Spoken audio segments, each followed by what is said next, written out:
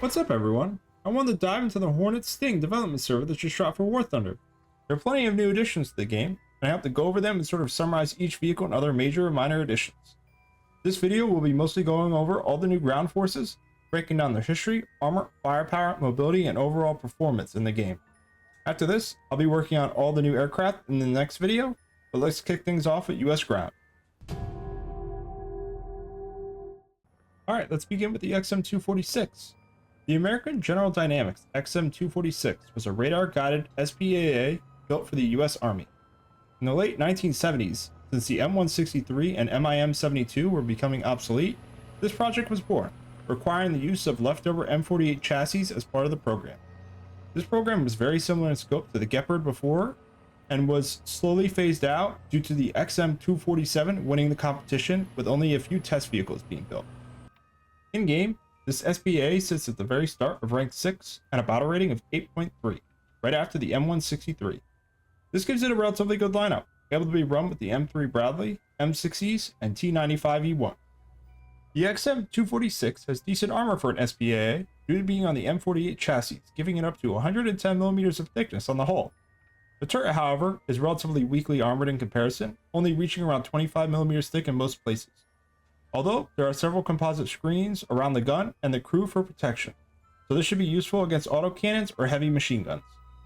Its firepower consists of twin 35mm Oerlikon KDS guns, each with an impressive 550 rounds per minute rate of fire, identical to those found on the Gepard. Like the Gepard, it's armed with the extremely potent DM-23 for anti-tank work with up to 127mm of penetration, but has the reliable DM-13 or DM-11A1 for anti-aircraft or general purpose roles. Its radar and optical suite consists of the M247TA search radar, scanning up to 28 miles in the I-band, with both look-down and IFF modes. Its tracking radar is the AN-APG-66, with up to 9 miles in the I-band, with look-down, BVR, and ACM modes due to being an aircraft radar originally. Its mobility, however, is slightly worse than the standard M48, due to being slightly heavier and having a weaker engine with only up to 663 horsepower.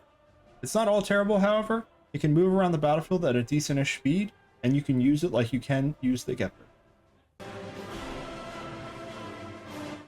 Moving on to Germany, we have the Clovis. In 1979, the Marder DF-105 prototype was built in Germany, featuring an oscillating FL-15 turret on the chassis of the Marder IFE. To compensate for the increased weight of the turret, the vehicle was given a much more powerful engine. The Marder DF-105 received the classification of combat tank and was considered for use as an IFE or APC support vehicle, tank destroyer, and even an SPG. This experimental vehicle did not go in production, however, and was preserved as a single prototype. Further down the line, based on the Marder DF-105, the Marder Clovis prototype was built, featuring greater turret protection, a coaxial 20mm autocannon paired with the main gun. This modification, though, was not accepted for serial production and never left the prototype stage. In-game, due to using both French and German components, the Clovis will come to both nations. It currently will be only a premium, though, with the German one being a PAC premium and the French one being a GE premium. It currently sits at 8.0 and rank 5 for both nations. The armor is basically identical to the DF-105, so at its battle rating, it's basically worthless except stopping some machine guns due to its sloping. However, it's only around 15mm thick all around. The turret is not much better though. Utilizing the FL-20 turret, it only reaches a maximum of 32mm of protection on the front. Its firepower consists of the 105mm CN-105 G1 cannon alongside a quick 5-second reload. This 105mm gun has access to heat, smoke, and an HE shell, with the heat shell being the OCC-105 F1, giving it up to 400mm of penetration. Alongside this, you have the coaxial 20mm GN-20 F2 autocannon. This coaxial gun should give it a great backup damage dealer for low armored targets like SPAAs and lightly armored tanks, and has about 57mm of penetration, allowing it to go through the sides and rear of most things you fight. Its mobility is nearly identical to that of the DF-105. It has a 637 horsepower engine and a relatively quick top speed of 46 miles an hour. This should be a fun tank to scoot around the sides of the battlefield and use your quick firing 105mm and 20mm coaxial to pick off tanks. Moving on to the AMD 35 pack. France built well over 700 AMD Panhard 35 armored cars from 1937 to 1940. After France fell, Germany would go to enter a large number of these vehicles into service within their army, modifying many of them to suit other roles. A late and relatively rare modification was the inclusion of the German 50mm cannon. Both the L42 and L60 versions were fitted onto a small number of Panhard 178 models. This armored car was also recaptured by the French resistance and used in small amounts of combat by both forces.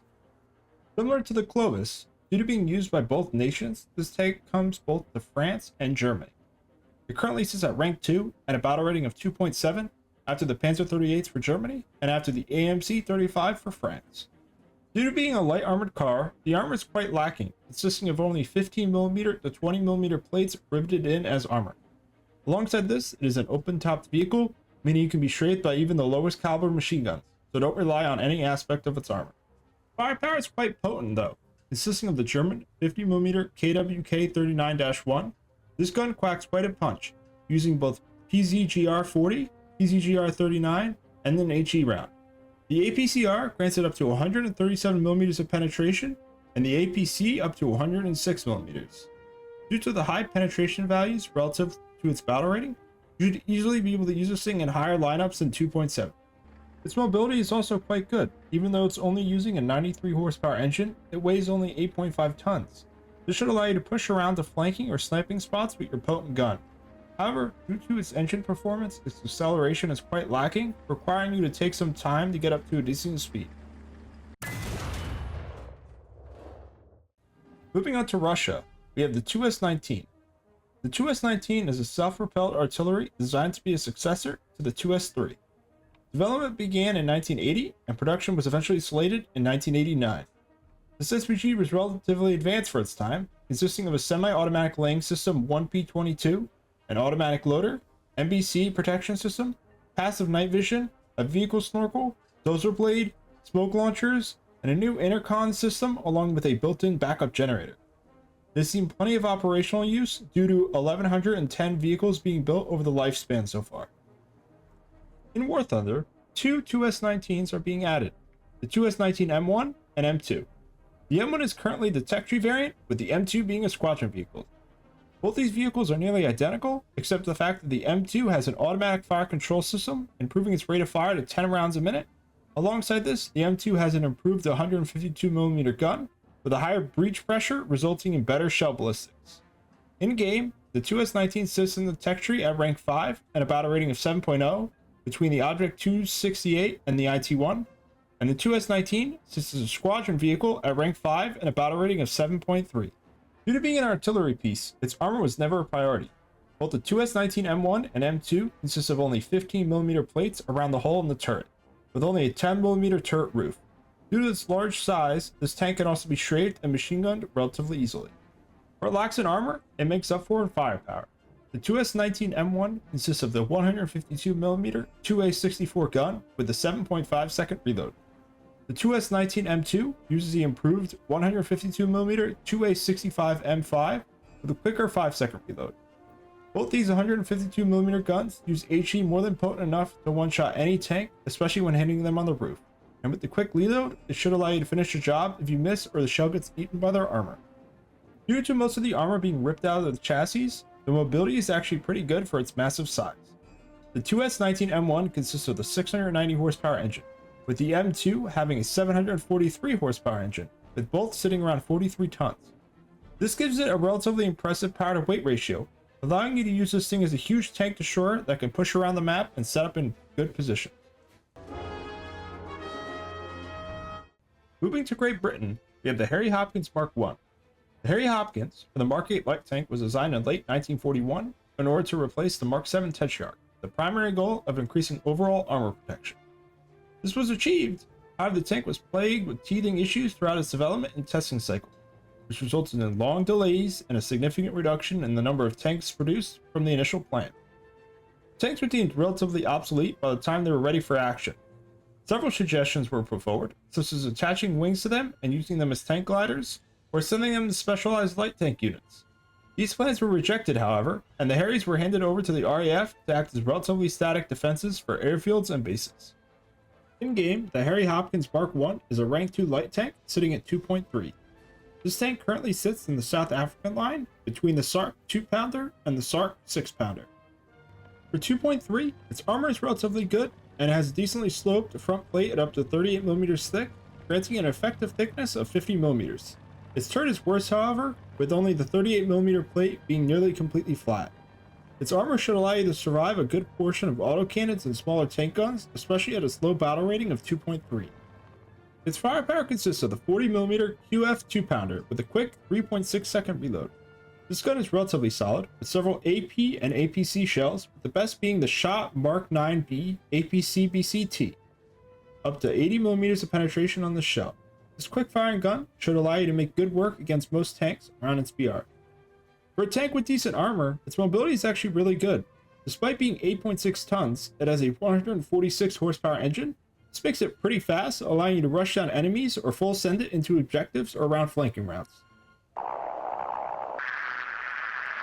The British tracked Rapier RCM 784 is a short-range SAM system based on the M548 cargo carrier. The Rapier missile system was developed to replace outdated anti-aircraft guns around British airfields, consisting of 4 missiles on a 2-trailer mounting with a pulse Doppler radar on top and the missiles using SACLOS. The tracked Rapier was an attempt to take this missile system and turn it into a mobile SAM unit. Using 8 Rapier missiles, an Irish radar, and optical guidance unit, it was shown off first in the 1977 Paris Air Show. After a deal with Iran fell through in 1978, the British Army decided to adopt it themselves in service in 1983, eventually operating it until its retirement in the 1990s. In-game, the tracked Rapier is a British SAM sitting at rank 7 and a battle rating of 10.0. Despite the oversaturated amount of British SAMs between 10.0 and 10.3, it should be pretty fun considering you're required to unlock it first.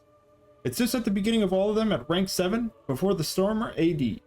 Being on a cargo carrier chassis designated as SAM system, its armor is pretty lacking. Its only armor consists of 20mm plates around the crew compartment, with the rest of the SAM being completely unarmored besides 10mm plates protecting the missiles. Its missiles consist of 8 Rapier Mark 1Es or Mark 2s, giving it a maximum range of 8 kilometers with the Mark 2s. These missiles are relatively potent due to their SACLOS guidance, proximity fuse, high speed of 700 meters a second, and have a 22.5 G load of pull. Its search radar is a Rapier TA, granting an 11.5 kilometer tracking range in the F band with look down and IFF modes. Its tracking radar is a Rapier TT, an IRST tracker in the J band, and a high range of 12 kilometers. It also has a look down, BVR, ACM, and missile guidance mode. Its mobility is alright for a SAM system, but nothing special, only having a 188 horsepower engine while the system weighs 14 tons. Though, due to it lacking anything anti-tank, you won't be pushing much besides going to cap objectives when desperate or hiding in the corner of a map. Moving on to Italy, we have the Ariete Certezza. The Ariete Certezza takes its name from the 20th Corps Certezza, which uses a specific variant of the Ariete. Outside of anything special, the only modifications were the changed exhaust on the back of the tank and the camouflage net you can place around the vehicle. The Ariete was modified when it took place in Tank Biathlon 2014, and due to the exhaust producing black smoke, these new exhausts were created to reduce smoke output and hide the tank better. In-game, the Ariete Certezza is an 11.7 rank 7 pack premium, being a copy of the standard tech tree Ariete, but with a cosmetic modification. Its price tag will be $70, and I know it may look cool, but the Ariettes still haven't been fixed in years, so I hope you can find some enjoyment in it in case you actually buy it. Due to being unfixed for years, its armor is nearly a joke in the hull, being only 50mm to 70mm thick RHA, and with 190mm of composite behind it. And to make it worse, 80mm of that composite is just air for some reason. The turret is slightly better though. It consists of 20mm thick RHA and 440mm thick of composite, but like the hull, it also consists of 80mm of just plain air. The armor would be mediocre even at 10.7, but at 11.7 you'll be fighting very potent guns, so unless you get a full down tier and go hold down the entire match, don't rely on its armor at all. Its firepower is by far its best aspect, consisting of the 120mm Alto Breda 120-44 cannon, and has a good reload of 6.5 seconds.